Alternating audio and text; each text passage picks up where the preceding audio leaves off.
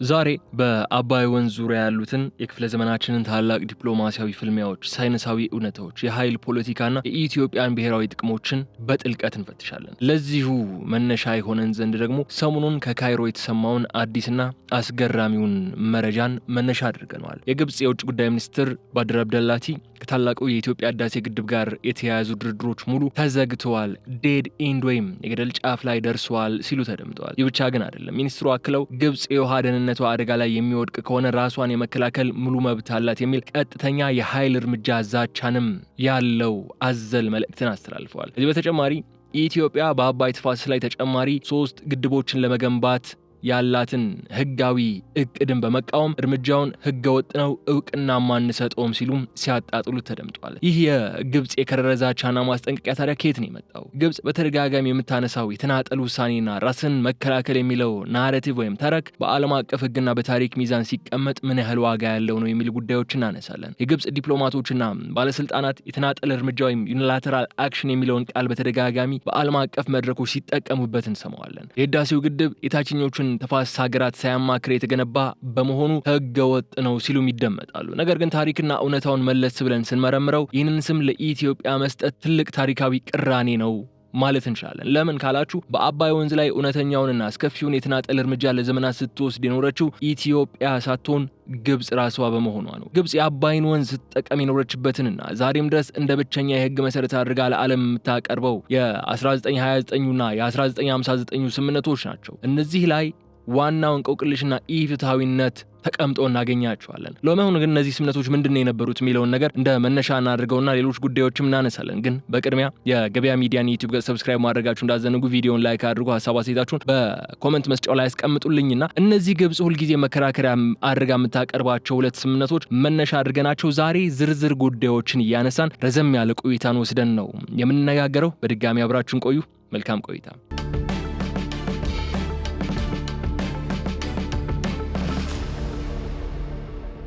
የ1929 ስምምነት በታላቋ ብሪታንያ የምስራቅ አፍሪካ ቀኝ ገዢ በነበረችበት ዘመን ማለት ነው፣ እንዲሁም በግብጽም በዚያን ሰዓት በሁለቱ መካከል የተፈረመ ስምምነት ነው። ይህ ስምምነት ለግብጽ በአባይ ውሃ ላይ ፍጹም የሆነ የቬቶ መብትን የሚሰጥ ነው። ይህ ማለት ማንኛውም የላይኛው ተፋሰስ ሀገር ኢትዮጵያን ጨምሮ በአባይ ወንዝ ላይ ምንም አይነት ልማት እንዳያካሂድ የመከልከል ሙሉ ስልጣንን ለግብጽ ያጎናጸፈ ነው የነበረው። የ1959 ስምምነት ደግሞ ይባስ ያለ ነው ከዚህኛው የ1929 ስምምነት። በ1959 በግብጽና በሱዳን መካከል ሌላ ስምምነት ተደረገ። በዚህ ስምምነት መሰረት የወንዙ አጠቃላይ ዓመታዊ ፍሰት 84 ቢሊዮን ሜትር ኪዩብ ተብሎ የሚገመተውን ፍሰት ማለት ነው ለሁለቱ ሀገራት ብቻ የተከፋፈለ ለግብጽ 55.5 ቢሊዮን ሜትር ኪዩብ፣ ለሱዳን ደግሞ 18.5 ቢሊዮን ሜትር ኪዩብ ተሰጠ። እንግዲህ ልብ በሉ ከ85% በላይ የሚሆነውን የአባይ ወንዝ ውሃ የምታመነጨው በከፍተኛ ድርቅና ረሃብ ስትሰቃይ የኖረችው ሚሊዮኖች በጨለማ ውስጥ የሚኖሩባት ኢትዮጵያ በዚያን ሰዓት ማለት ነው በዚህ ስምምነት ላይ አልተሳተፈችም። ምንም ድርሻም አልተሰጣትም። ግብጽ የላይኞቹን የተፋሰስ ሀገራት ሳታማክር የዓለም አቀፍ የጋራ ወንዞችን ህግን በጣሰ መልኩ እጅግ ግዙፍ የሆነውን የአስዋን ግድብም ገነባች። ይህ ብቻ ግን አይደለም። ውሃውን ከተፈጥሯዊ ተፋሰሶች ወደ ቶሽካ ፕሮጀክትና ሲናይ በረሃዎችን በመውሰድ የተናጠል ግንባታዎችን ስታካሂድበት ኖረች። ታዲያ ግብጽ ለራሷ ስታደርገው ልማትና መብት የሆነው ነገር ኢትዮጵያ በገዛ ድንበሯ ውስጥ በገዛ ወንዟ ላይ ህዝቧን ከጨለማ ለማውጣት ስትጠቀምበት እንዴት ህገወጥ የተናጠል እርምጃ ሊሆን ይችላል የሚለው ፍጹም ድብልቅ የሆነ በቀኝ ግዛት ናሬቲቭ ላይ የተመሰረተ ኢፍትሃዊ አስተሳሰብ ሆኖ እናገኘዋለን። የግብጽ የውጭ ጉዳይ ሚኒስትር ባድር አብደላቲ የተናገሩት ሌላኛው አደገኛው ኃይለ ቃል ምን መሰላችሁ? ራሳችንን የመከላከል ሙሉ መብት አለን የሚለው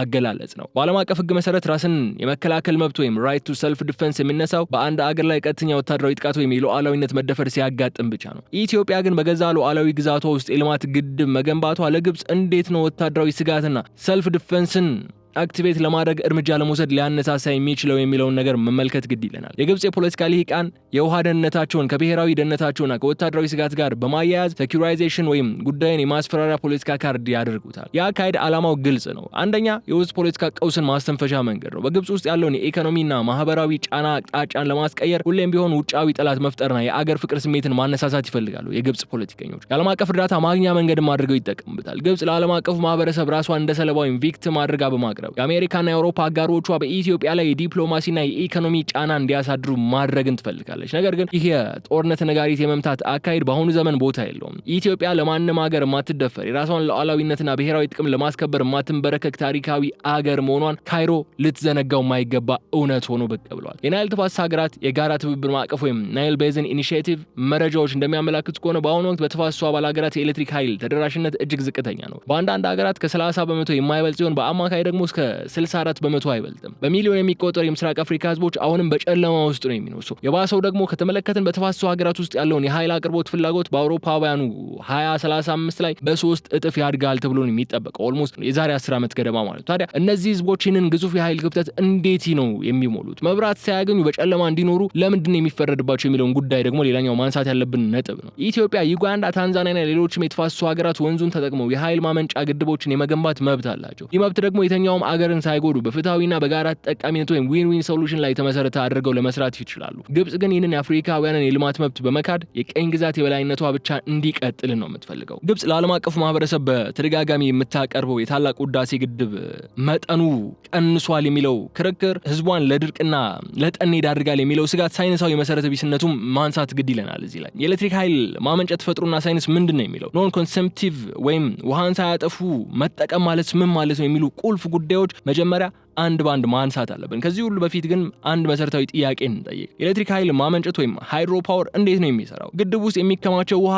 የት ነው የሚሄደው የሚለው ነጥብ ማንሳት ግድ ይለናል። እነዚህን የግብጽ በሬ ወለደ ክሶችን ለማፈራረስ ይረዳን ዘንድ ከዚህ ጥያቄ እንጀምር። በሃይድሮሎጂ ሳይንስ የውሃ አጠቃቀም በሁለት ዋና ዋና ክፍሎች ይከፈላል። ኮንሰምፕቲቭ ዩዝ ወይም ውሃን የሚጨርስ የሚቀንስ አጠቃቀም። ይህ ማለት ውሃውን ወስደ ለግብርና መስኖ ስትጠቀምበት ለፋብሪካዎችና ለቤት ውስጥ ፍጆታ አውልኸው ሲተን ወይም መሬት ውስጥ ሲሰምጥና የወንዙ የውሃ መጠን በቀጥታ ለመቀነስ ሲያስችል ነው። ሁለተኛው ደግሞ ናን ኮንሰምፕቲቭ ወይም ውሃን የማይቀንስ አጠቃቀም ነው። ይህ ደግሞ ውሃው ለተወሰነ ጊዜ ተከማችቶ ለታለመለት ዓላማ ብቻ ውሎ ሳይቀንስና ሳይጎድል ወደ ነበረበት የተፈጥሮ ፍሰት ተመልሶ ጉዞውን ሲቀጥል ነው ናን ኮንሰምፕቲቭ ዩዝ ተብሎ የሚጠራው። ኤሌክትሪክ ኃይል ማመንጨት ወይም ሃይድሮ ፓወር ደግሞ ፍጹም የሆነ የናን ኮንሰምፕቲቭ ምሳሌ ነው ተደርጎ ሊቀመጥ የሚችለው። በታላቁ የህዳሴ ግድብ ውስጥ የሚከናወነው ሂደትም ይሄው ነው። የአባይ ውሃ ወደ ግድቡ ይገባል። በግድቡ ግድግዳዎች በኩል ተዘጋጅቶ በተሰሩ ግዙፍ የብረት ቱቦዎች ወይም ፔንስቶክስ ውስጥም በከፍተኛ ግፊት ይፈሳል። ይህ ከፍተኛ ግፊት ያለው ውሃ በቱቦዎቹ መጨረሻ ላይ ያሉትን ግዙፍ ተርባይኖችን ያሽከረክራል። ተርባይኖቹ ሲሽከረከሩ ደግሞ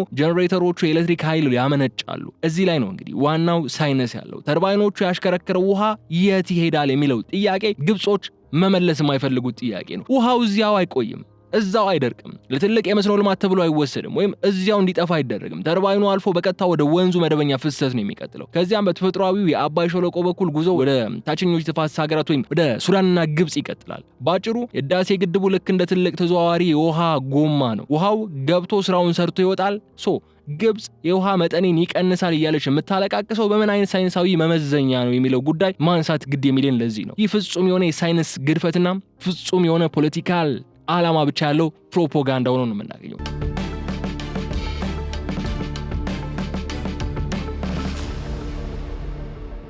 ግብጽ የምትደብቀው ነገር ግን ሳይንቲስቶችና ሃይድሮሎጂስቶች በተደጋጋሚ የሚያነሱ ሌላኛው አስገራሚ የሳይንስ እውነታም አለ። እሱም የትነት መጠን ወይም ኢቫፖሬሽን ሬት ነው። ማንኛውም ክፍት የሆነ የውሃ አካል በፀሐይ ሙቀት ምክንያት እንደሚዘን ይታወቃል። የትነት መጠን ደግሞ እንደየ አካባቢው የአየር ንብረት ከፍታ ይለያያል። የግብጽ የአስዋን ግድብ መገኛ እጅግ ሞቃት ደረቅና በረሃማ በሆነው የግብጽ ሰሃራ አካባቢ ነው። በዚህ ምክንያት በአስዋን ግድብ ላይ በየዓመቱ የሚተነው የውሃ መጠን እጅግ አስደንጋጭ ቁጥር ያለው። ሳይንሳዊ ጥናቶች እንደሚያሳዩት ከአስዋን ግድብ ወይም ናስር ሐይቅ በየዓመቱ ከ10 እስከ 14 ቢሊዮን ሜትር ኪዩብ የሚጠጋ ንጹህ ውሃ ዝም ብሎ ወደ አየር ይተናል። ይህ ማለት በአስገራሚ ሁኔታ በየዓመቱ የሚባክነው ውሃ የህዳሴ ግድብ አጠቃላይ የመያዝ አቅም 74 ቢሊዮን ሜትር ኪዩብ መሆኑን ከግምት ውስጥ ስናስገባ 1/6 የሚሆነውን ያህል ግብጽ በየዓመቱ ታባክነዋለች። የኢትዮጵያ ህዳሴ ግድብ መገኛን ደግሞ እናንሳ። የኢትዮጵያ ህዳሴ ግድብ የሚገኘው ቀዝቃዛና ጥልቅ በሆነ ሸለቆ ውስጥ ነው። ከባህር ጠለል በላይ ከፍ ባለ ቦታ ላይ ነው የሚገኘው። በዚህ የተነሳም በህዳሴው ግድብ ላይ የሚኖረው ዓመታዊ የውሃ ትንነት መጠን እጅግ ዝቅተኛ ሲሆን ከ1.5 ከ3 ቢሊዮን ሜትር ኪዩብ ብቻ እንደሆነ ይገመታል። እስቲ ያስቡት ታዲያ ውሃው በረሃማ በሆነው የግብጽ አስዋን ግድብ ውስጥ ተከማችቶ ከሚባክን ይልቅ በቀዝቃዛማውና ተራራማው የኢትዮጵያ ሸለቆ ውስጥ ተከማችቶ ወደ ታች ቢለቀቅ ለተፋሰሱ ሀገራት በቢሊዮን ሜትር ኪዩብ የሚቆጠር ውሃ ከትነት ያድናል። ይህ ማለት የህዳሴው ግድብ መገንባት ለግብጽ ሆነ ለሱዳን ተጨማሪ የውሃ ሴፍቲኔት ወይም የውሃ መከላከያ ነው ሊሆን የሚችለው። ካይሮ ግን ይህንን ሳይንሳዊ እውነት ለህዝቧም ሆነ ለዓለም መናገር አትፈልግም። የህዳሴው ግድብ ለሱዳንና ለግብጽ የሚሰጠው ጥቅም በዚህ ብቻ ግን የሚያበቃ ለመሆኑ ማንሳት አለብን። ሳይንሱ እንደሚያረጋግጠው ግድቡ ለታችኞቹ ሀገራት እጅግ በርካታ የሃይድሮሎጂ በረከቶችን ይዞላቸው የሚመጣ ነው። አንደኛው የጎርፍ መከላከል ነው፣ ሁለተኛው የደለል መቀነስ ነው፣ ሶስተኛ ደግሞ የውሃ ብክነትን መቀነስ ነው። ይህ ሁሉ ሳይንሳዊ ጥቅም እያለ የግብጽ ፖለቲከኞች አሁንም ስጋት ላይ ነን እያሉ መጫዋቸው ጉዳዩ የውሃ ሳይንስ ሳይሆን የፖለቲካ የበላይነትን የመፈለግ አባዜ መሆኑን በግልጽ የሚያረጋግጥና የሚያሳይ ጉዳይ ነው። ግብጽ በየዓለም አቀፍ መድረኩ ስትጮህ ኢትዮጵያ ዓለም አቀፍ ህግን እየጣሰች ነው ስትል እውነተኛው የድንበር ተሻጋሪ ወንዞች ህግ ወይም ኢንተርናሽናል ዋተር ሎው ምንድነው የሚለውን ግን ለማብራራት አትፈልግም። ህጉ የሚደግፈው የኢትዮጵያን የልማት መብት ነው ወይስ የግብጽን ታሪካዊ የበላይነት የሙጥኝ ማለት ነው የሚደግፈው የሚለው ግብጽስ ራሷ እነዚህ ህጎች እንዴት ስትጥስ ነው የኖረችው የሚለውን ነገር ከማብራራት ይቆጠባል። እኛ ግን ዛሬ እነሱንም ጉዳዮች እናነሳቸዋለን። በዓለም አቀፍ ደረጃ ድንበር ተሻጋሪ ወንዞችን በተመለከተ አገራት እንዴት በጋራና በፍትሃዊነት መጠቀም እንዳለባቸው የሚደነግጉ በርካታ ስምምነቶችና መርሆች አሉ። ከነዚህም መካከል እንደ አውሮፓውያን አቆጣጠር የ1997 የተባበሩት መንግስታት ድንበር ተሻጋሪ ወንዞች ኮንቬንሽን ወይም 1997 ዩኤን ዋተር ክሩዝ ኮንቬንሽን ዋነኛው ተጠቃሽ ነው። ይህ ህግና መላው የድንበር ተሻጋሪ ወንዞች የህግ ስርዓት በሁለት የማይናወጡ ታላላቅ ምሰሶዎች ወይም መርሆች ላይ የተመሰረተ ነው። እነዛን መርሆች በዝርዝር ስንመለከታቸው የመጀመሪያው መርህ ፍትሃዊና ምክንያታዊ አጠቃቀም ወይም ኢኩዊታብል ኤንድ ሪዝናብል ዩቲላይዜሽን የምንለው መርህ እናገኛለን። ይህ መርህ በድንበር ተሻጋሪ ወንዝ ላይ ያለ እያንዳንዱ ሀገር የላይኛውም ሆነ የታችኛው ተፋሰስ ሀገር ወንዙ ለህዝቡ ልማት ፍትሃዊና ምክንያታዊ በሆነ መልኩ የመጠቀም ሙሉ መብት እንዳለው ይደነግጋል። ፍትሃዊነት ሲባል ግን እኩል ወይም ግማሽ መካፈል ማለት አይደለም። ይልቁንም የአገራቱን የህዝብ ብዛት፣ የልማት ደረጃ፣ አማራጭ የውሃ ምንጮችንና አገራቱ ለወንዙ የሚያበረክቱትን የውሃ መጠን ከግምት ውስጥ በማስገባት የሚወሰን ፍትሃዊ ክፍፍል ነው። በዚህ መርህ መሰረት ኢትዮጵያ 86% የሚሆነውን የአባይ ውሃ የምታመነጭ ዋና ምንጭ ሆና ሳለች በሚሊዮን የሚቆጠሩ ዜጎቿ በጨለማና በድህነት ውስጥ እየኖሩ ወንዙን ለኤሌክትሪክ ኃይል ማመንጫነት እንዳትጠቀም መከልከል ፍጹም ኢፍትሃዊና ዓለም አቀፍ ህግን የጣሰ ነው። ስለዚህም ነው ኢትዮጵያ የህዳሴውን ግድብም ሆነ ሌሎች አዳዲስ ግድቦችን የመገንባት መብቷ በዚህ የፍትሃዊነት ምክንያታዊ አጠቃቀም ህግ ላይ በጥብቅ የተመሰረተ ነው ልንል የምንችለው። ሌላኛው መርህ ወይም ሁለተኛው መርህ ስናልፍ ደግሞ ጉልህ ጉዳት አለማድረስ ወይም ኖ ሲግኒፊካንት ሃርም ሩል የሚለው ነው። ይህ መርህ ማንኛውም የተፋሰሱ ሀገር በወንዙ ላይ ፕሮጀክት ሲገነባ በሌሎቹ ተፋሰስ ሀገራት ላይ ጉልህ ጉዳት ማድረስ እንደሌለበት ነው የሚደነግገው። እዚህ ላይ መታወቅ ያለበት ወሳኝ ሀሳብ ጉልህ ጉዳት ወይም ሲግኒፊካንት ሃርም እንጂ ምንም አይነት ጉዳት አለማድረስ ወይም ኖ ሃርም አት ኦል የሚል ፍጹም እገዳ ለመኖሩ ነው። ምክንያቱም መስላችሁ ማንኛውም ግንባታ በትንሹም ቢሆን ተጽዕኖ ማሳደሩ የማይቀር ጉዳይ ነው። ግን ህጉ ግንባታዎችን ሙሉ በሙሉ በማገድ ልማትን ለማደናቀፍ የመጣ አይደለም። እንደዛም አያደርግም፣ አያዝምም። ሁለተኛው መርህ ከቀደመው ሳይንሳዊ እውነታ ጋር በቀጥታ የሚገናኝ ነው። የህዳሴው ግድብ ኖን ኮንሰምፕቲቭ ወይም ውሃን የማያጠፋ አጠቃቀምን የሚከተል በመሆኑ ውሃው ኃይል አመንጭቶ በቀጥታ ወደ ታችኞቹ ሀገራት ስለሚፈስ በግብጽ ላይ የሚያደርሰው ምንም አይነት ጉልህ ጉዳት የለም ማለት ነው። ስለዚህ ኢትዮጵያ ሁለቱንም ታላላቅ የዓለም አቀፍ ህግ መርሆችን ሙሉ በሙሉ አክብራ ነው እየተንቀሳቀሰች ያለችው። ታዲያ የዓለም አቀፍ ህግ መርሆችን ይህንን ያህል ግልጽ ከሆኑ ግብጽ በምን ህግ ነው የምትከራከረው? ኢትዮጵያ በተደጋጋሚ ዓለም አቀፍ ህጎችን እየጣሰች ነው፣ እኔ ራሴን ለመከላከል እርምጃን ወስዳለሁ እያለች በተደጋጋሚ የምታነሳው ታዲያ ለምንድን ነው የሚለውን ጉዳይ ደግሞ እንመልከተው። ግብጽ የምታቀርበው ሙግት የታሪካዊ መብት ወይም ሂስቶሪካል ራይትስ እና አሁን ያለው ነባራዊ ሁኔታ ወይም ኤግዚስቲንግ ዩዝ የሚባሉትን ኋላ ቀር ጽንሰ ሀሳቦች ሆኖ እናገኛቸዋለን። ግብጽ ለዘመናት ውሃውን ብቻዬን ስጠቀምበት ስለኖርኩ አሁንም የኔ ድርሻ 55.5 ቢሊዮን ሜትር ኪዩቡ ሊነካብኝ አይገባም ባይነት። ነገር ግን በዘመናዊ ዓለም አቀፍ የውሃ ህግ መሰረት የአንድን ወገን ታሪካዊ መብት ከሌሎቹ ሀገራት የልማትና የፍትሃዊነት መብት በላይ ሊቀመጥ አይችልም። የቀኝ ግዛት ዘመን ስምምነቶች ሉዓላዊት በሆነችውና በእነዚያ ስምምነቶች ላይ ባልተሳተፈችው ኢትዮጵያ ላይ ምንም አይነት ህጋዊ ተፈጻሚነት የላቸውም። ይህ በዓለም አቀፉ ህግ ሬስ ኢንቶር አሊዮስ አክታ ይባላል። ትርጉሙም በሌሎች ወገኖች መካከል የተደረገን ስምምነት ባልተሳተፈበት ሶስተኛ ወገን ላይ ግዴታዊ መብትን አይፈጥርም የሚል ጽንሰ ሐሳብ ነው። በተጨማሪም ግብጽ ራሷ የድንበር ተሻጋሪ ወንዞችን ህግ በተደጋጋሚ ስትጥስ የኖረች ሀገር መሆኗ ደግሞ ማንሳት አለብን። ህጉ ማንኛውም ሀገር በድንበር ተሻጋሪ ወንዝ ላይ ግንባታዎችን ሲያደርግ የአካባቢና ማህበራዊ ተጽዕኖ ግምገማ ወይም ኢንቫይሮንመንታል ኤንድ ሶሻል ኢምፓክት አሰስመንት ማካሄድና ለሌሎች ማሳወቅ አለበት ይላል። ግብጽ ግን እጅግ ግዙፉን የአስዋን ግድብ ስትገነባ እንዲሁም የአባይን ውሃ ከተፈጥሯዊ ተፋሰሶች ወደ ሲናይ በረሃ የሰላም ቦይ ፕሮጀክት ስትወስደው የላኛውን ተፋሰስ ሀገራት ፈጽሞ አልጠየቀችም፣ ፍቃድም አልተቀበለችም፣ አልጠየቀችም። ታዲያ ግብጽ ለራሷ ስታደርገው የጣሰችውን ህግ ዛሬ በኢትዮጵያ ላይ ለመጫን መሞከሯ ፍጹም የግብዝነትና የድርብ መመዘኛ ወይም ደብል ስታንዳርድነት ማሳያ ሆኖ እናገኘዋለን። ይህ የግብጽን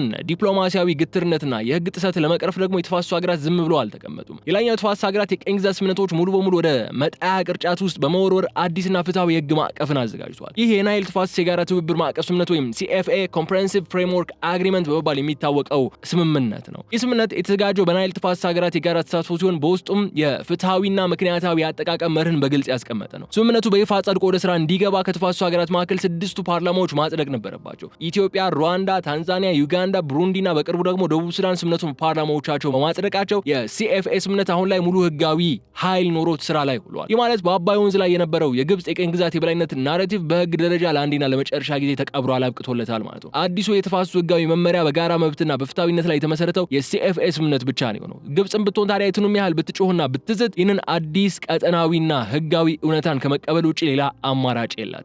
አሁን ወደ ኋላኛው ታሪካዊ መጋረጃ ጀርባ በመሄድ ላለፉት 10 ዓመታት የሚደረጉትና አሁን ላይ የግብጽ የውጭ ጉዳይ ሚኒስትር ሙሉ በሙሉ ተዘግቷል ያላቸውን የሶስትዮሽ ድርድሮችን ታሪክም እንመልከት። እነዚህ ሁሉ ነገሮች ናቸው አሁን እየተካረሩ መጥተዋል። ግብጽ ራሴን ለመከላከል እርምጃ ለመውሰድ እገደዳለሁ ወደሚል አቋም እንድትመጣ ያደርጓታል። ለመሆኑ እነዚህ በ10 ዓመታት የድርድር ጠረጴዛዎች ሂደት ምንድነው የተፈጠረው? ኢትዮጵያ፣ ሱዳንና ግብጽ በተለያዩ አፍሪካና የዓለም ከተሞች ሲገናኙ በምን ጉዳዮች ነበር የሚከራከሩት? ግብጽ ድርድሩን የጊዜ መግዣና የፕሮጀክት ማደናቀፊያ ስልት አድርጋ እንዴት ነበር ስትጠቀምበት የነበረው የሚለውን ጉዳይ ማንሳት ግድ ይለናል።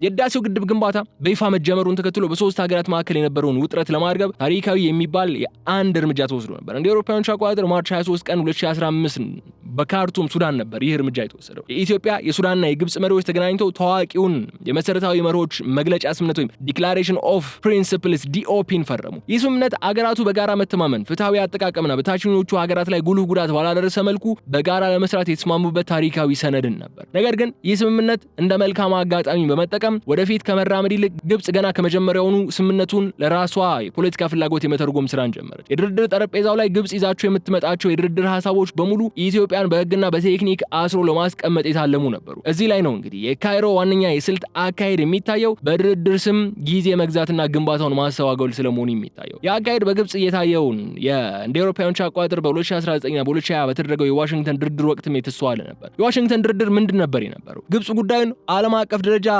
ወዳለው ቦታ በመውሰድ አሜሪካና የዓለም ባንክ በድርድር ውስጥ እንደ ኦብዘርቨር ታዛቢ ሆነው እንዲገቡ አደረገች። ይሁን እንጂ ሂደቱ በፍጥነት በመቀየር አሜሪካ የታዛቢነት ሚናዋን ትታ የራሷን የስምምነት ሰነድ በኢትዮጵያ ላይ ለመጫን ሞከረች። ይህ ሰነድ ደግሞ የኢትዮጵያን ሉዓላዊነት የሚጋፋና ግድቡ በሚሞላበትና በሚሰራበት ወቅት ኢትዮጵያ የውሃ መልቀቅ ውሳኔዋን ለታችኞቹ ሀገራት አሳልፋ እንድትሰጥ የሚያስገድድ ነበር። ኢትዮጵያንን የሉዓላዊነት መጋፋት ሙከራ ብፁዕ ውድቅ አድርጋ ከድርድሩ ጠረጴዛው ወጣች። ግብጽ ግን አሜሪካ ያዘጋጀችውን የሽምግልና ሰነድ ብቻዋን በመፈረም ኢትዮጵያ እንደ አደናቃፊ አድርጋ ለዓለም ለማሳየት ሞከረች። እውነታው ግን ግልጽ ነበር። ኢትዮጵያ የምትፈልገው ፍትሃዊና ምክንያታዊ ስምምነት ሲሆን ግብጽ ግን የፈለገችው በሽምግልና ስም የቀኝ ግዛት ስምምነቱን አሻሽሎ በኢትዮጵያ ላይ እንደገና ለመጫን ነበር። ግን ያ የግብጽ ሙከራ ሳይሳካ ነበር የቀረው። በእነዚህ 10 ዓመታት የሶስትዮሽ ድርድሮች ውስጥ ግብጽ የተጠቀመችባቸውን ዋና የማደናቀፍ ስልቶች በዝርዝር ስንመለከት 4 መሰረታዊ አካሄዶች እናገኛለን። የመጀመሪያ ድርድሩን ከቴክኒክ ወደ ፖለቲካዊ ድህነት የማሸጋገር ሂደት ነው። ኢትዮጵያ ሁሌም ቢሆን የድርድሩ ትኩረት በግድቡ ሙሌትና ዓመታዊ አሰራር ወይም ፊሊንግ ኤንድ ኦፕሬሽን ላይ ብቻ እንዲሆን ትፈልግ ነበር። ይህ ደግሞ በባለሙያዎች የሚፈታ የቴክኒክ ጉዳይ ነው። ግብጽ ግን ጉዳዩን የውሃ ድርሻ ክፍፍል ፖለቲካን በማድረግና የውሃ ደህንነታችን ተነካ የሚል የጸጥታ ጉዳይ በማስመሰል ድርድሩ ወደ ስምምነት እንዳይደርስ ታደርግ ኖራለች። ሁለተኛው አስገዳጅና ግትር የውሃ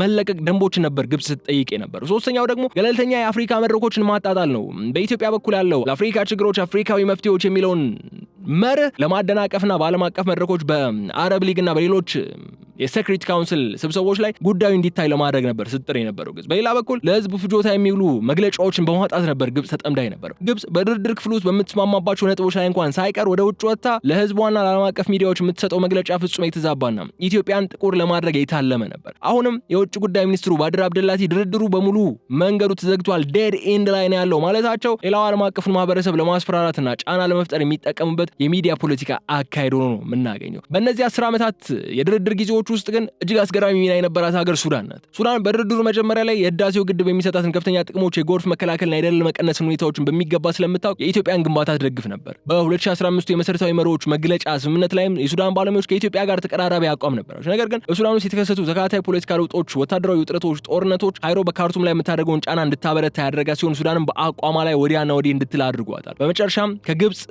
ጎን በሚመስል መልኩ እንድትቆም ያደረጓች ነጥቦችን ወይም አቋሞችን ስታንጸባርቅ ቆይታለች። ግን ሱዳንና ግብጽ አንድ ረድፍ ላይ ተሰልፈውም እንኳን ኢትዮጵያን በዚህ ጉዳይ ላይ ለማንበርከክና ብሔራዊ ጥቅሟን አሳልፋ እንድትሰጥ ለማድረግ አልቻሉም። ግን የካይሮ ዲፕሎማሲያዊ ስልቶች፣ የድርድር ማደናቀፍ ሙከራዎች ሙሉ ከሸፉ። ግብጽ ሌላ አማራጭን ይዛ መጣች። እሱም ሁለተኛውና እጅግ አደገኛውን የሆነውን ስልት የውክልና ጦርነትና የደህንነት ከበባ ስትራቴጂክ ኢንሰርክልመንት ጉዳይ ነው። ግብጽ በህዳሴው ግድብ ዙሪያ ያላትን የዲፕሎማሲ ሰሚነት ለማጎልበትና ኢትዮጵያን በቁጥጥር ስር ለማዋል የስትራቴጂክ ኢንሰርክልመንት የተሰኘውን ስልት ለዘመናት ስትጠቀምበት የኖረች ጉዳይ ነው። የዚህ ስልት ዋና ዓላማ የኢትዮጵያን አጎራባች ሀገራት በመቅረብ ወታደራዊና የደህንነት ስምምነቶችን በመፈረም በኢትዮጵያ ላይ ከየአቅጣጫው ስጋትን መፍጠር ነው። ግብጽ ይህንን ስልት በተለያዩ ሀገራት ላይ ለመተግበር የሄደችበት መንገድም አለ። ከዚህ ቀደም ምሳሌዎችን ለማንሳት እንችላለን። ደቡብ ሱዳንና ኡጋንዳን ማንሳት እንችላለን። ግብጽ ከነዚህ የላይኛው ተፋሰስ ሀገራት ጋር ወታደራዊና የደህንነት ስምምነቶችን ለመፈረም ከፍተኛ የገንዘብና የዲፕሎማሲ ጥረትን አድርጋለች። በተለይ በደቡብ ሱዳን ውስጥ የመስኖና የልማት ፕሮጀክቶችን በመደገፍ ሲኤፍኤስ ስምምነት በደቡብ ሱዳን እንዳይጸድቅ ጫና ለማሳደር ስትጥር ነበር። ነገር ግን ደቡብ ሱዳን የገዛ ብሔራዊ ጥቅሟን በማስቀደም በቅርቡ ስምምነቱን ማጽደቋና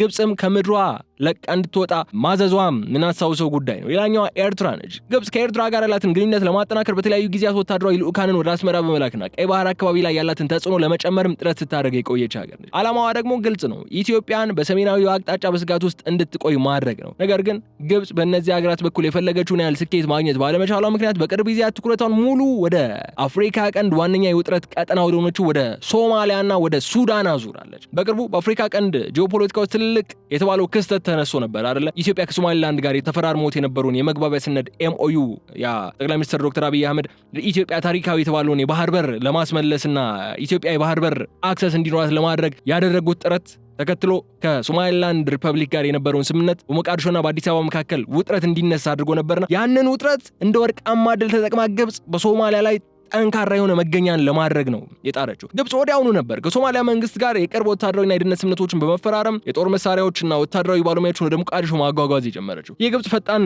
ድንገተኛ ጣልቃ ገብነት ደግሞ ዓላማው ምንድነው ካላችሁ ግልጽ ናቸው። ግብጽ ለሶማሊያ ሉዓላዊነት ተቆርቆራ ሳይሆን ሶማሊያን እንደ ምቹ የጦር ግንባር ወይም የፕሮክሲ ኔትወርክ በመጠቀም በኢትዮጵያ ምስራቃዊ ድንበር ላይ ቀጥተኛ የደህንነት ስጋትን ለመፍጠር ነው እንደዚህ የሆነችው። የአካሄድ በሁለት መልኩ መገለጽ ይችላል። አንደኛው ወታደራዊ ጫና ነው። ሁለተኛው ደግሞ ቀጠናዊ ያለመረጋጋትን መፍጠር ነው። በኢትዮጵያ ድንበር አቅራቢያ ወታደራዊ ኃይል በማስፈር የኢትዮጵያ ትኩረቷንና የመከላከያ በጀቷን ምስራቃዊው ወደ ሆነው ድንበሯ እንድታዞር፣ ይህ ሲሆን ደግሞ ኢትዮጵያ በህዳሴው ግድብና በሌሎች አዳዲስ ግንባታዎች ላይ የምታደርገውን የልማት ትኩረትና ሀብት እንዲስተዋጎል የሚል ስሌት አለው ወታደራዊ ጫና መፍጠሩ። የቀጠናዊ ያለመረጋጋት የመፍጠሩ ናሬቲቭ ደግሞ በምስራቅ አፍሪካ ውስጥ የጸረ ሽብር ትግሉን በተለይም አልሸባብን የመዋጋቱን ስራ በማወቅ ቀጠናው ወደ ከፋ ሁከት እንዲያመራና ኢትዮጵያ በጎረቤት ሀገር አለመረጋጋት እንድትጠመድ ለማድረግ የተሞከረ ጥረት ነው። እነዚህ መንገዶች ግብጽ የሞከረቻቸው ሌሎቹ የፕሮክሲ እርምጃዎች ናቸው። የግብጽ የውክልና ጦርነት የፕሮክሲ ዋር ሂደት ከሀገር ውጭ ባሉ ቀጠናዊ ከበባዎች ብቻ የተወሰነ ግን አለመሆኑ መመልከት አለብን። የካይሮ የደህንነት መስሪያ ቤቶች በኢትዮጵያ ውስጥ ጉዳይ ላይ እጃቸውን በማስገባት የውስጥ ብጥብጦችና ግጭቶችንም በገንዘብና በፕሮፓጋንዳ ለመደገፍም የረዥም ዘመናት ታሪክ አላቸው። ኢትዮጵያ በተለያዩ ጊዜያት የውስጥ ፖለቲካዊና ብሔረሰብ ተኮር ውጥረቶች ውስጥ በምትገባበት ወቅት የግብጽ ሚዲያዎችና የስለላ ድርጅቶች እነዚህን ግጭቶች ለማባባስና አገሪቱን ወደ መበታተን ለማምራት የሚጥሩ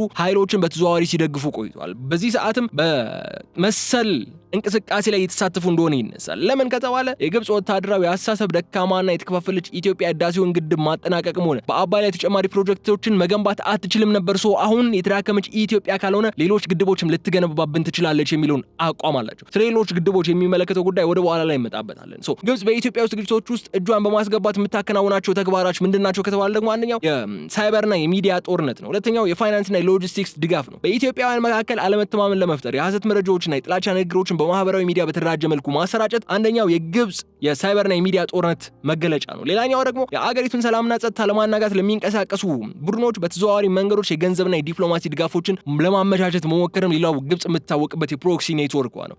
ይሁን እንጂ ይህ ኢትዮጵያን በህዳሴው ግድብና በብሔራዊ ጥቅማቸው ላይ ያላቸውን አንድነትና የማይናወጥ አቋም የተኛውንም አይነት የውስጥ ክፍል ለመፍጠር የሚደረጉ የውጭ ሴራዎችን ድባቅ ሲመታ ነው የቆየው። ግድቡ የኢትዮጵያን ብሔራዊ ኩራትና የአንድነት ማሰሪያ ምልክት ሆኖም ነው የጸናው። የካይሮ ፖለቲከኞች በድጋሚ እጅግ ወደ ከፋ ድንጋጤና የዲፕሎማሲ ዋይት ሃውስ የከተታቸው አዲሱ አጀንዳ ደግሞ አሁን እንመልከተው። የግብጽ የውጭ ጉዳይ ሚኒስትር ባድር አብደላቲ በትላንትናው ዕለት በኢጅፕት ኢንዲፔንደንት በወጣው መግለጫቸው ላይ በተነሱ ነጥቦች ኢትዮጵያ በአባይ ወንዝ ላይ 3 አዳዲስ ግድቦችን ለመገንባት ማቀዷ በፍጹም አንቀበልም፣ እርምጃውም ህገወጥ ነው ሲሉ ተደምጠዋል ነው የተባለው። ለመሆኑ ግን ኢትዮጵያ በአባይ ተፋሰስ ላይ ለመገንባት አቀደቻቸው ያሏቸው እነዚህ 3 አዳዲስ ግድቦች የትኞቹ ናቸው? በታሪክና በቴክኒክ ጥናቶችስ ምን ያህል ይታወቃሉ? እነዚህ ግድቦች ሲገነቡስ የሚኖራቸው የኃይል ማመንጨት አቅምና ሳይንሳዊ ጠቀሜታ ምንድነው? ግብጽ ስለምን ይሄን ያህል ደነገጠች? የሚሉትን ቁልፍ ጉዳዮች በስፋት እናነሳቸዋለን። ግብጽ እነዚህን አዳዲስ ግድቦች ድንገተኛና ህገወጥ የተናጠሉ ውሳኔዎች አድርጋ ለመሳል ብትሞክርም እውነታው ግን እነዚህ ፕሮጀክቶች ትናንት ማታ በድንገት የታሰቡ አለመሆናቸው ነው። በአባይ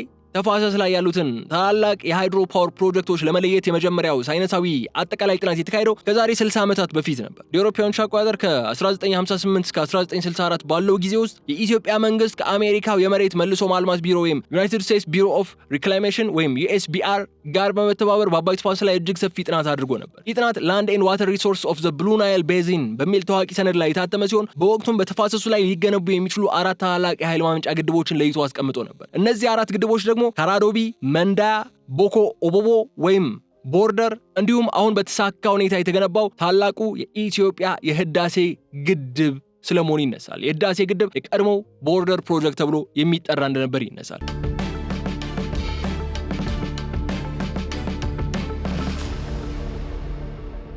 ስለዚህ ኢትዮጵያ አሁን ላይ ልትገነባቸው አቅዳቸዋለች ተብሎ የሚታሰቡት 3 አዳዲስ ግድቦች ከ60 ዓመታት በፊት በሳይንቲስቶች ተጠንተው የተቀመጡ በኢትዮጵያ የአባይ ተፋሰስ ማስተር ፕላን ውስጥ በግልጽ የሰፈሩ ህጋዊና ታሪካዊ ፕሮጀክቶች ናቸው። ለመሆኑ ግን እነዚህ 3 ግድቦች የት ነው የሚገኙት? እያንዳንዳቸውስ ምን ያህል አቅም አላቸው የሚለውን ጉዳይ ደግሞ በጥቂቱ እናንሳ። የተከበራችሁ የገበያ ሚዲያ ተከታታዮቻችን የመጀመሪያው የካራዶቢ ዳም ፕሮጀክት የሚለውን ጉዳይ እናገኛለን። ካራዶቢ በአባይ ወንዝ ላይ ከህዳሴው ግድብ በስተላይ በፈጣንና ገደላማ በሆነው የታችኛው የአባይ ሸለቆ ውስጥ ለመገንባት የታቀደም ግዙፍ ፕሮጀክት ነው። የግድብ ከተገነባ በራሱ ብቻ ከ1600 ሜጋዋት በላይ ኤሌክትሪክ ኃይል ማመንጨት አቅምን ይኖረዋል። ካራዶቢ የኃይል ማመንጫ ብቻ ሲሆን ከህዳሴ ግድብ በላይ የሚገኝ በመሆኑ ወደ ግድቡ የሚመጣውን የደለል ክምችት የውሃ ፍሰት በከፍተኛ ደረጃ በመቆጣጠር ረገድም ትልቅ ስልታዊ ጥቅምን የሚሰጥ ግድብ ነው። የመንዳያ ግድብ ደግሞ ሁለተኛው የግድብ ፕሮጀክት ማለት ነው። መንዳያ በአባይ ወንዝ ጥልቅ ሸለቆ ውስጥ ለመገንባት የተለየ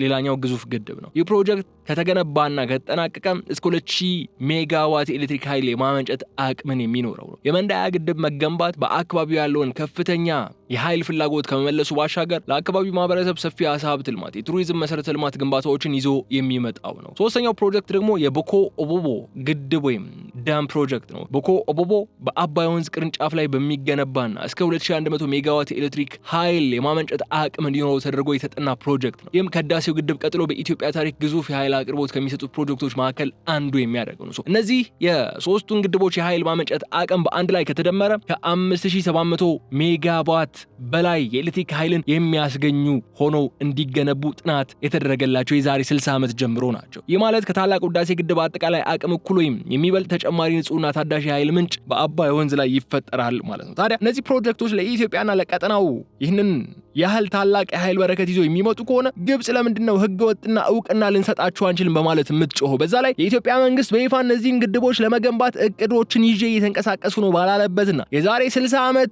በተጠኑ ጥናቶች መሰረት በማድረግ ግብጽ ለምንድነው አሁን ዛቻና ማስፈራሪያ ለማውጣት የፈለገችው የሚለውን ጉዳይ እናንሳ። ግብጽ እነዚህን ፕሮጀክቶች የምትቃወምበት ምክንያት ከሳይንስ ይልቅ ጂኦፖለቲካዊ ስጋቶች ላይ የተመሰረተ ነው። በዋናነት ደግሞ እነዚህን ስጋቶች በሁለት ነገር ላይ ልናካትታቸው እንችላለን። አንደኛው ታሪካዊ የበላይነት ሙሉ በሙሉ እንዳያከትም በመስጋት ነው። ግብጽ የህዳሴው ግድብ ግንባታ በተግባር ሲጠናቀቅ ይሄ መጨረሻው ነው፣ ከዚህ በኋላ ኢትዮጵያ በአባይ ላይ ምንም አታደርግም የሚል ስውር ተስፋ አድርጋ ነበር። አሁን ኢትዮጵያ ተጨማሪ 3 ግድቦችን ለመገንባት ትችላለች፣ ዝግጅቶች አሏት፣ እቅዶች አሏት የሚለው ነገር መሰማቱ የግብጽን የዘመናት የናይል ወንዝ ብቸኛ ተጠቃሚነት ህልም ለአንዴና ለመጨረሻ ጊዜ መቃብሩን የሚቆፍር መሆኑን በሚገባ ስለተረዳች ነው። ሁለተኛው ቁልፉ ጉዳይ ደግሞ የውሃ ማጠራቀሚያዎችን በጋራ የመቆጣጠር ፍርሃት ነው። እነዚህ 3 አዳዲስ ግድቦች በኢትዮጵያ ተራራማ አካባቢዎች ላይ ሲገነቡ ከፍተኛ መጠን ያለው ውሃ በኢትዮጵያ ግዛት ውስጥ ይከማቻል። ምንም እንኳን ይህ ውሃ ኖን ኮንሰምፕቲቭ ወይም ኃይልና መንጭቶ ወደ ታች የሚፈስ ቢሆንም እንኳን የውሃው መቆጣጠሪያ ቁልፍ በሙሉ በኢትዮጵያ እጅ መሆኑ ግን ግብጽን ከፍተኛ የስነ ልቦና ስጋት ውስጥ የሚከት ሆኖ እናገኘዋለን። ነገር ግን በሳይንሱ መነጽር ስንመለከተው እነዚህ 3 ግድቦች መገንባታቸው ለታችኞቹ ሀገራት ለሱዳንና ለግብጽ በተለይ የሚሰጡት ጥቅም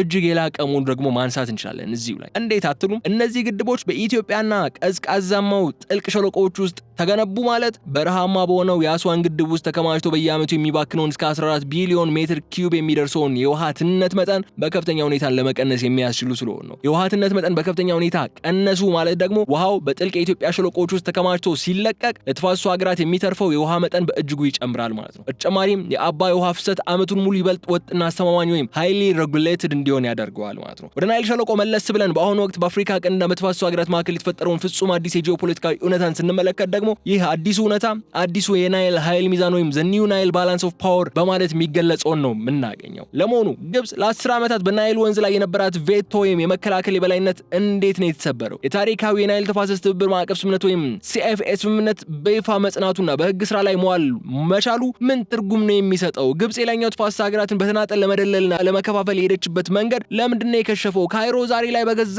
ጉሯ በአፍሪካ ውስጥ እንዴት ብቸኛና የተገለለች ለመሆን በቃች የሚለውን ጉዳይ በስፋት መመልከት ግድ ይለናል። ግብጽ ላለፉት 100 ዓመታት በናይል ወንዝ ላይ የነበራት የበላይነት ጠብቃ ለመቆየት የተጠቀመችበት ትልቁ መሳሪያ የመከልከል መብት ወይም ቬቶ ፓወር ነበር። በቀኝ ግዛት ዘመን ስምምነቶች በተለይም ቀደም ብለን ባነሳናቸው በ1929 እና በ1959 ስምምነቶች መሰረት ማንኛውም የላይኛው ተፋሰስ ሀገር ኢትዮጵያ፣ ኡጋንዳ፣ ኬንያ፣ ታንዛኒያን ጨምሮ በአባይ ወንዝ ምንም አይነት ጥቃቅን የመስኖም ሆነ የኃይል ማመንጫ ፕሮጀክት ከመጀመሩ በፊት በካይሮ ፍቃድ ማግኘት ነበረበት የሚል አቋም ነበር። ግብጽ ፍቃድ ካልሰጠች ፕሮጀክቱ ህገወጥ ተደርጎ ይወሰድ የነበረም የዓለም አቀፍ የገንዘብ ተቋማትም ብድር የማይሰጡበት የነበረ ሁኔታ ነበር። ነገር ግን ኢትዮጵያ ታላቅ የልማት ቆራጥነትና የህዳሴ ግድብ ግንባታን በተግባር መጠናቀቅ ይህንን የቀኝ ግዛት ቬቶ መብት ለአንዴና ለመጨረሻ ጊዜ አፈር ከድሜ ያብልቶታል። የተናጠል የበላይነት እንዲያከትምለት አድርጓል። አዲስ የተስፋ መንገድን ለመክፈት አስችሏል። ይህንን መጠቀም ማለት የኢትዮጵያ መድፈር ሌሎች የላይኛው ተፋሰስ ሀገራት በናይል ውሃ ላይ ያላቸውን ተፈጥሯዊና ሉዓላዊ መብት ለመጠቀም እንዲደፍሩ ነው ያደረጋቸው። ኢትዮጵያ ከቻለች እኛም እንችላለን ለምን አንሞክርም የሚል አዲስ አህጉራዊ ተነሳሽነትም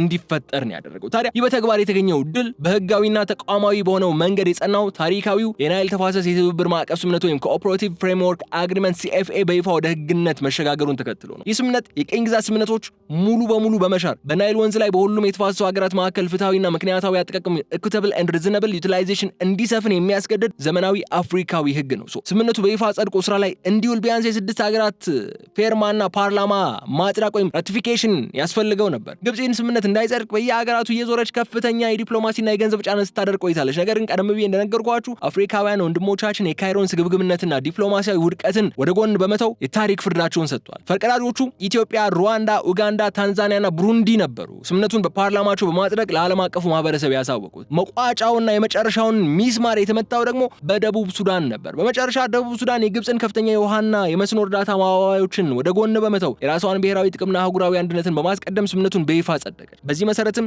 ሲኤፍኤ የሚፈልገውን ቁጥር አሟልቶ በይፋ ጸና ማለት ነው። ይህ ማለት ግን ምን ማለት ነው የሚለው ቁልፍ ጥያቄ ማንሳት አለብን።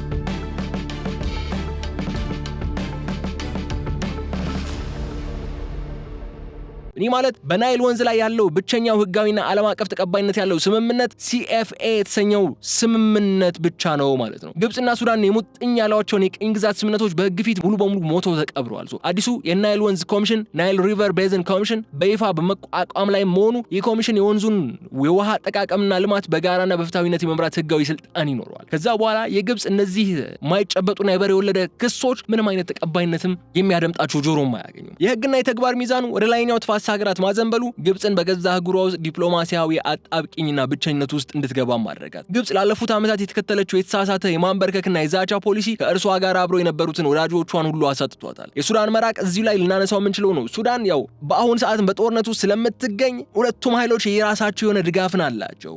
አርኤስኤፍ በግብጽ ተቃራኒ ቦታ ላይ ቆሟል ብለን ብናነሳም ኤስኤፍ የአልቡርሃን ጦር ግን ስቲል ከግብጽ ጋር አሁንም ጥሩ ወዳጅነት ያለው በግብጽ ከፍተኛ እገዛ ተደርጎለት ጦርነቱ የሚዋጋ ኃይል ስለመሆኑ ማንሳት እንችላለን። ግን ብቸኛው ጉዳይ አሁን እዚህ ላይ ልናነሳ የምንችለው ግብጽ በተፋሰሱ ሀገራት ለምሳሌ በኡጋንዳ፣ ኬንያና ሩዋንዳ ዘንድ ያላት ሰሚነት በእጅጉ መቀነሱን ማንሳት እንችላለን። እነዚህ ሀገራት ግብጽ የምታሳየውን የአረብ ሊግ ካርድና የአፍሪካ ልማት የማደናቀፍ አዝማሚያ እንደ ኒዮ ኮሎናይዜሽን ወይም አዲስ የቅኝ ግዛት ሙከራ አድርገው ነው መመልከት የጀመሩት። ብቸኛው መውጫ ጩኸት መሆን ማለት አሁን ግብጽ አሁን ላይ ጉዳዩን ወደ ተባበሩት መንግስታት የጸጥታው ምክር ቤት ለመውሰድ ነው እየሞከረች ያለችው። ትራምፕ በድጋሚ ይህንን ጉዳይ እንዲያደራድሩ ለማድረግ ነው እየጣረች ያለችው። አሁን የቀራት ብቸኛው አማራጭም ለህዝብ ፍጆታ የሚውል የዛቻና የዋይታ መግለጫዎችን ማውጣት ብቻ ነው። እንደ ትላንቱ እንደ ባድር አብደላቲው መግለጫ አይነት ማለት ነው። አሁን ላይ በአባይ ወንዝ ላይ የተገነቡትና ወደፊት ሊገነቡ ይችላሉ ተብሎ የሚጠበቁት ግዙፍ የኃይል ማመንጫዎች ምስራቅ አፍሪካን አልፎ አጠቃላይ አፍሪካን አህጉር በኃይል ትስስር ኢነርጂ ኢንቴግሬሽን ሊጠቅሙ ሊያሳስሩ የሚችሉ ፕሮጀክቶች ናቸው። የውሃ ፖለቲካን ወደ ውሃ ዲፕሎማሲ የጋራ ልማትን በመቀየር ፍትሃዊ ጠቃሚነትን ማረጋገጥ የሚቻለውም ኢትዮጵያ እየተከተለችው ባለው መንገድ ነው። የህዳሴው ግድብ መጠናቀቅና ወደፊት የሚገነቡ አዳዲስ ግድቦች አሉ የሚለው ናሬቲቭ የሚሰጠው ዋነኛ በረከት የኤሌክትሪክ ኃይል ነው። ነገር ግን ይህ ኃይል ለኢትዮጵያ ብቻ የተገደበ አይደለም። የወደፊቱ የአባይ ተፋሰስ እቅድ የሚመሰረተው ቀጠናዊ የኃይል ውህደት ወይም ሪጂናል ኢነርጂ ኢንቴግሬሽን በሚለው ሳይንሳዊ እሳቤ ላይ ነው። ዛሬ ላይ የምስራቅ አፍሪካን የኃይል ገንዳ ወይም ኢስት አፍሪካን ፓወር ፑል ኢኤፒፒ እውን እየሆነ ይገኛል። ኢትዮጵያ በአሁኑ ወቅት የኤሌክትሪክ ኃይል ማስተላለፊያ መስመሮችን ወደ ኬንያ፣ ጅቡቲ፣ ሱዳንን በመዘርጋት በቀጥታ ኃይል በማቅረብ ላይ ነው የምትገኘው። የወደፊቱ ራዕይ ከእነዚህ እጅግ የሰፋ ነው መሆን ያለበት። ወደ ታንዛኒያ፣ ደቡብ አፍሪካ በኬንያ በኩል የሚዘረጋው ከፍተኛ የቮልቴጅ የኃይል መስመር እስከ ታንዛኒያ ድረስ በመድረስ ደቡብ አፍሪካ የኃይል ተጠቃሚ ከምስራቅ አፍሪካ ጋር መተሳሰር የሚያስችል ታላቅ አቅምን የሚፈጥር ነው። ከዚህ ባሻገር ሰፋ አድርገን ስንመለከተው ደግሞ በቀይ ባህር በኩል እስከ አውሮፓ ብለንም ዊሽ እንድናደርግ ድሪም እንድናደርግ የሚያደርጉ አይነት እንቅስቃሴዎች ናቸው ያሉት።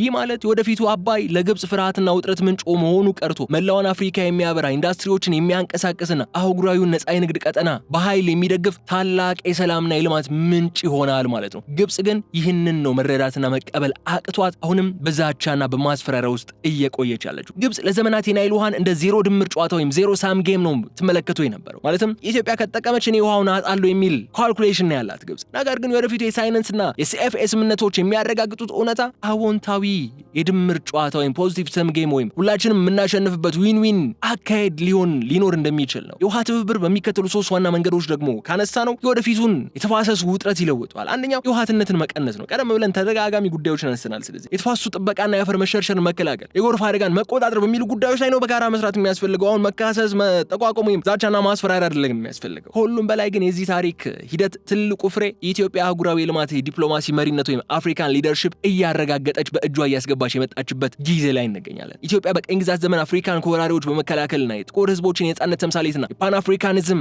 ቀንዲል ሆና መውጣቷ ይታወቃል። ዛሬ ደግሞ በ21ኛው ክፍለ ዘመን የታላቁ የኢትዮጵያ ህዳሴ ግድብ በራሷ ዜጎች ጉልበት ላብና የገንዘብ መዋጮ ገንብቷ ማጠናቀቅ መቻሏ አፍሪካውያን ከድህነትና ከጨለማ ለማውጣት የውጭ ኃይሎችን ሳያጎበድዱ በገዛ አቅማቸው ታላቅ ፕሮጀክቶችን መገንባት እንደሚችሉ በተግባር አሳይታለች። ይህ ደግሞ የኢኮኖሚ ነጻነት ኢኮኖሚክ ፓን አፍሪካኒዝም ይሉታል። ኢትዮጵያ ያሳየችው ይህ ጽናት ለአፍሪካውያን አዲስ ተስፋ ሆኗል። አፍሪካዊ አንድነትን አጠናክሯል። ለአፍሪካ ችግሮች አፍሪካውያን መፍትሄዎች የሚለው መርህ በአፍሪካ ህብረት በኩል እንዲጸናና የሲኤፍኤ ስምምነት በተፋሰሱ ሀገራት እኩል እውቅና እንዲያገኝ በማድረግም የውጭ ጣልቃ ገብነትን ለመመከት ያስቻለ አቋምን ያሳየችው ኢትዮጵያ ባለፉት ደቂቃዎች በጋራ በተጓዝንባቸው የአባይ ጂኦፖለቲካ እውነቱ፣ ሳይነሱ እንዲሁም የሉዓላዊነቱ ጉዳይን የተመለከተው ልዩ የፖድካስት ቆይታችን በተለያዩ ጉዳዮችን ቆይታ አድርጎ እዚህ ላይ ያበቃል። ለማስታወስ ያክል ለማጠቃለል ያክልም ግን አንዳንድ ነጥቦችን እናንሳና እንቋጨው። የተከበራችሁ የገበያ ሚዲያ ተከታታዮቻችን በዛሬው ቆይታችን የናይል ወንዝን ታሪካዊ አመጣጥ፣ የቀኝ ግዛት ስምምነቶችና ኢፍትሐዊነት እንዲሁም የኢትዮጵያን ታሪካዊ መብትን ተመልክተናል። በድንበር ተሻጋሪ ወንዞች ላይ ያለውን ዘመናዊ ህግና ላለፉት 10 ዓመታት በድርድር ስም ግብጽ ትፈጽማቸው የቆየቻቸውን የማደናቀፍ ሴራዎችንም አነሳን። ግብጽ የመረጠችውን አደገኛውን የውክልና ጦርነትና የከበባ ስትራቴጂ እንዲሁም የህዳሴው ግድብ ሙሌትና የኃይል ማመንጫት በተግባር መሳካቱ ግብጽ ምን ያክል ውድቀት እንዳጋጠማትም አነሳን። ከህዳሴው ግድብ ባሻገር ኢትዮጵያ 3 አዳዲስ ግድቦችን ልትገነባ የምትችልባቸውን መንገዶች የኢትዮጵያን ጽናት እንዴት እንደሚያሳይም አነሳን። የሲኤፍኤ ስምምነት በይፋ መጽናቱን ተከትሎ የመጣውን አዲሱና የናይል የኃይል ሚዛን ቀጠናዊ ውህደትና የኢትዮጵያ አህጉራዊ የልማት መሪነትንም እንዴት እንደተመዘገበም ያየንበት ቆይታን ያደረግነው። ስንቋጨው ግን እውነቱ ግልጽ ነው። አባይ የጥፋት ሳይሆን የልማት፣ የጦርነት ሳይሆን የሰላም፣ የስግብግብነት ሳይሆን የጋራ ብልጽግና ወንዝ ነው። ኢትዮጵያን በገዛ ወንዟ የመጠቀም ተፈጥሯዊና ሉዓላዊ መብቷን በተግባር አስከብራለች። ወደፊትም ማስከበሯን ትቀጥላለች። በአባይ ወንዝ ዙሪያ አይደለም 30 ግድቦችም ለመስራት የሚቻል ከሆነ ኢትዮጵያ እነዚያን ግድቦች ግብጽ ትቆጣለች፣ ግብጽ አስፈራራችን በሚል ምንም አይነት ምክንያት ከመስራት ወደ ኋላ እንደማትል ደግሞ ታሪክ ያረጋገጠው ነገም ከነገ ወዲያም የሚያረጋግጠው እውነታ ስለመሆኑ አንስተን የፖድካስት ቆይታችን እዚህ ላይ እንቋጫለን። አብራችሁን ስለቆያችሁ ሐሳብና አስተያየታችሁን ስላጋራችሁን ቪዲዮውን ላይክና ሼር ስላደረጋችሁልን በታላቅ አክብሮትና ፍቅር እናመሰግናለን። በቀጣይ በሌላ ጉዳይ መልሰን የምንገናኝ ይሆናል። እስከዛ ድረስ ግን በቸር ሰንብቱልኝ። የገበያ ሚዲያን የዩቲዩብ ገጽ እንደተለመደው ሰብስክራይብ ማድረጋችሁ እንዳትዘነጉ። ሰላም።